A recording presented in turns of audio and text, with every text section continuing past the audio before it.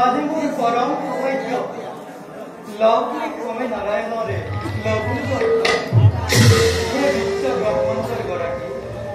হে পৰম করুণাময় জগৎ জননী উভয়ের চরণতে এই দিনকী নারদর কত সহস্র প্রাণ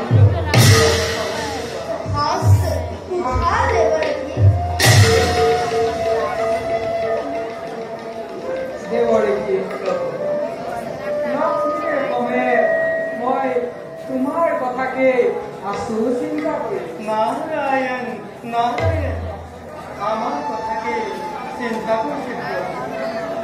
কৌ কৌ প্রভু কিবা